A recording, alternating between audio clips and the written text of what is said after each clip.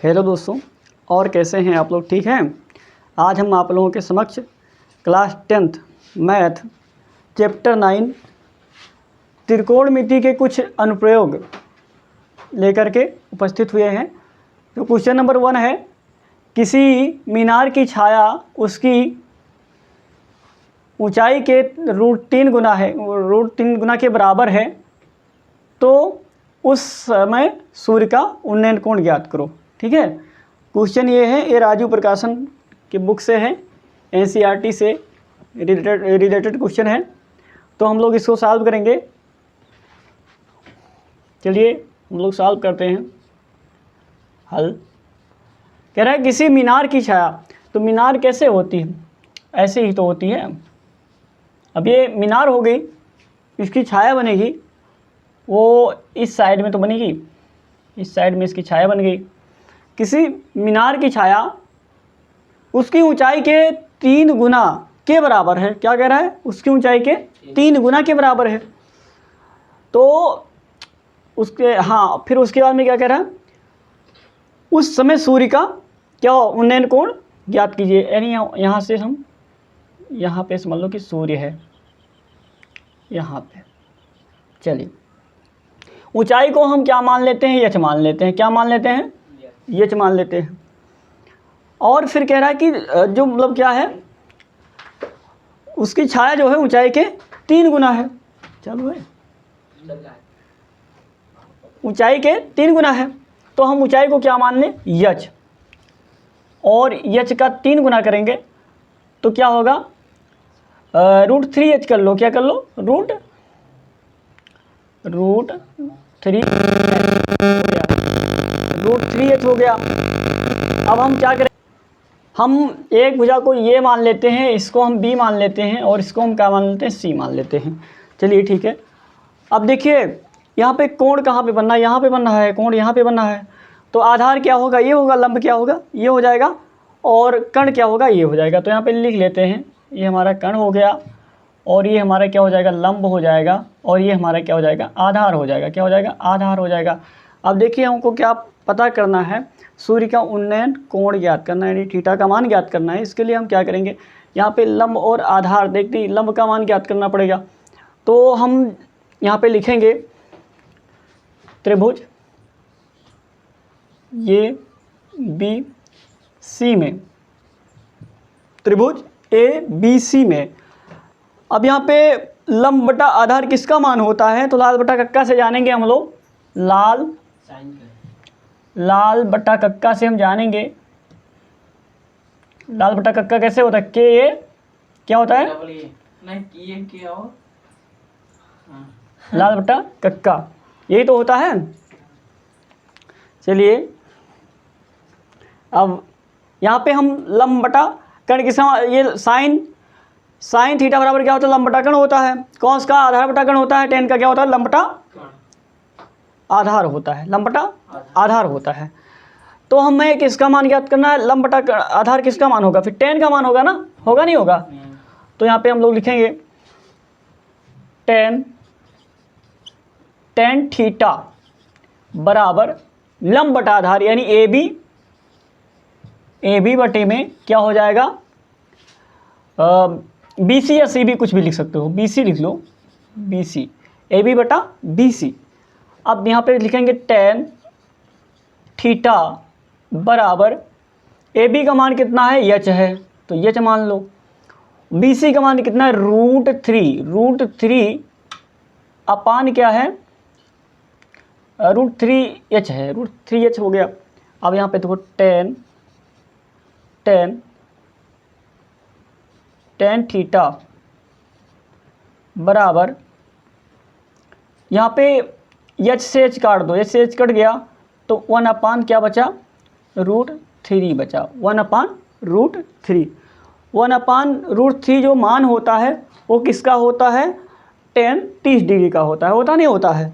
तो यहाँ पे हम लिखेंगे टेन थीटा बराबर 30 डिग्री। ठीक है, 30 डिग्री। 10 से 10 कट जाएगा, थीटा बराबर क्या आ जाएगा? थीटा बराबर 30 डिग्री आ जाएगा, ठीक है, 30 डिग्री। अब यही हमको ज्ञात करना था, यानी आंसर हमारा क्या होगा, यही हमारा आंसर हो जाएगा।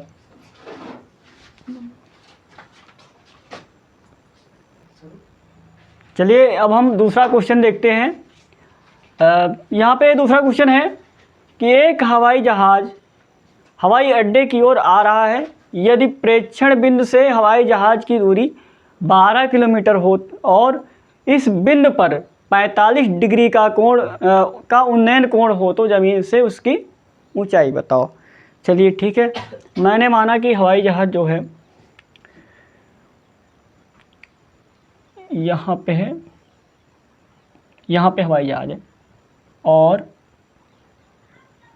प्रेक्षण बिंदु ये हो गया यहाँ से, थोड़ा सही बना लें, नहीं बन पाया, इस प्रकार कुछ होगा, ठीक है, ये हो गया। और कह रहा है कि और इस बिंदु पर 45 डिग्री का उन्नयन कोण बनना है। यहाँ पर कितना डिग्री का कोण बनना है, उन्नयन कोण 45 डिग्री का बनना है, यहाँ पे बनना है 45 डिग्री का उन्नयन कोण। चलिए ठीक है, और ये मतलब जहाज़ से ये इसकी दूरी जो कितनी है 12 किलोमीटर हो गया, 12 किलोमीटर यहाँ पे कर दी, ठीक है। अब फिर क्या कर दिए हम, इसको हम ये मान लेते हैं, इसको हम बी मान लेते हैं और इसको हम क्या मान लेते हैं, सी मान लेते हैं। चलिए इसको हम क्या मानेंगे, कण मानेंगे, और इसको क्या मानेंगे, लंब मानेंगे, और इसको क्या मानेंगे, हम आधार मान लेंगे, ठीक है। अब चलिए हम सॉल्व करते हैं क्वेश्चन को। हल, त्रिभुज ABC में, त्रिभुज ABC में हम आधार बटा कण किसका मान होता है, cos थीटा का मान होता है। किसका मान होता है, cos थीटा। cos थीटा का मान पता है कितना होता है, उसको हम रखेंगे अभी। cos थीटा बराबर क्या होता है, आधार बटा कण होता है, यानी आधार का मान कितना है, BC है, तो BC रख लीजिए, C भी लिख दीजिए, कोई दिक्कत नहीं। BC बटे में क्या यहाँ पे AC लिख लेंगे, क्या लिखें, AC लिख लिए। अब हम लोग जानते हैं AC का मान कितना है, 12 है, तो उसको रखेंगे। और cos थीटा के जब 60 डिग्री के मतलब कितना है, 45 डिग्री, cos 45 डिग्री का मान कितना होता है, 1/√2 होता है। तो यहाँ पे हम लिख लेते हैं 1/√2, 1/√2, कोई दिक्कत नहीं। बराबर में BC का मान कितना है, BC का मान हमको पता नहीं है, AC का मान कितना है, 12 है, इसको हम लिख लेंगे, ठीक है। अब इसको हम गुणा करा लेंगे, तो ये गुणा कराएंगे तो 12 × 12 होगा, और BC को इससे गुणा करेंगे तो कितना होगा, √2 BC हो जाएगा, BC, ठीक है, बराबर क्या होगा, 12 हो जाएगा। अब देखिए BC बराबर क्या होगा, जो √2 है मल्टीप्लाई में है, उधर जाएगा तो डिवाइड में हो जाएगा, यानी कितना हो जाएगा, 12 बटे में क्या आ जाएगा, √2 हो जाएगा। कितना हो जाएगा, √2 हो जाएगा। अब इसका हम क्या करेंगे, परिमेयकरण करेंगे। यहाँ पे कोई निशान नहीं है, यदि प्लस का निशान होता तो माइनस हो जाता, माइनस का होता तो प्लस हो जाता, पर यहाँ पे मल्टीप्लाई का निशान था, इसलिए कुछ चेंजिंग नहीं होगा, ठीक है। तो यहाँ पे हम लोग लिखेंगे 12, तो यहाँ आ जाते हैं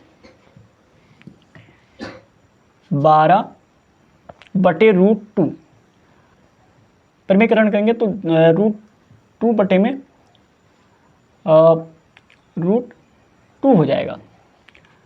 12 को √2 से गुणा करेंगे तो कितना हो जाएगा, 12 √2 हो जाएगा, और √2 को √2 से गुणा करेंगे तो कितना होगा, 2 बाहर आ जाएगा, ठीक है। तो अब इसको हम काट लेते हैं, 2 1 जा 2, 2 6 जा कितना होता है, 12 होता है, ठीक है, यानी 6 √2 बचेगा।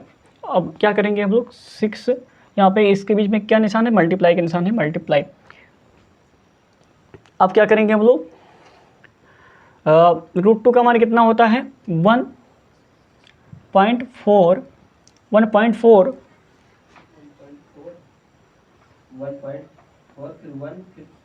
142, ठीक है, 1, ठीक है। इसको हम मल्टीप्लाई करेंगे तो हमको कितना प्राप्त हो जाएगा, इसको मल्टीप्लाई करने पर तो हमको क्या प्राप्त होगा भाई, 8.484 मीटर, यही हमारा क्या हो जाएगा, आंसर हो जाएगा, ठीक है। चलिए इसको नोट कर लीजिए, और वीडियो अच्छा लगा हो तो सब्सक्राइब कीजिएगा हमारे चैनल को।